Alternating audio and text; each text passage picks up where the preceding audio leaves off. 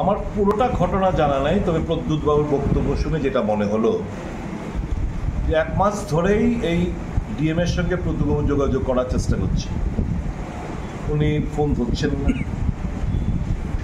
কালকে বোধহয় কোনো একটা বিষয়বস্তু নিয়ে, ওনার বক্তব্য থেকে বুঝলাম অমরপুর কোনো একটা বিষয়বস্তু নিয়ে উনি রাত্রিবেলা বোধহয় ডিএম এর বাসভবনে যাওয়ার চেষ্টা করেছিলেন, সিকিউরিটি আটকে দিয়েছে এবং ডিএম নাকি বলেছেন উনি অফিসে দেখা করবেন, বাড়িতে কারোর সঙ্গে দেখা করবেন না।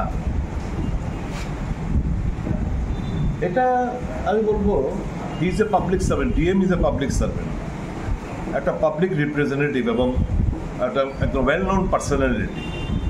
জনসাধারণের সঙ্গে দেখা না করলেও প্রদ্যুৎ কিশোর দেববর্মা এরা গেলে নাথুকেরা তো না, উনি একটা ওয়েল নোন পার্সোনালিটি এবং উনি একটা জনপ্রতিনিধিও বটে। তো ওনার সঙ্গে ডিএমের এই আচরণ এটাই প্রমাণ করে যে এই রাজ্যে অফিসার রাজ কায়েম রয়েছে। দুর্বল মুখ্যমন্ত্রী, দুর্বল তার প্রশাসন, তাদেরকে টোটাল পুতুল নাচ নাচাচ্ছে অফিসাররা। এটাই হচ্ছে মানে দৃষ্টান্ত, উদাহরণ। যখন এই একটা রাজ্যে অফিসার রাজ কায়েম হয়, স্বাভাবিকভাবেই এরকম ব্যবহার জনপ্রতিনিধিরা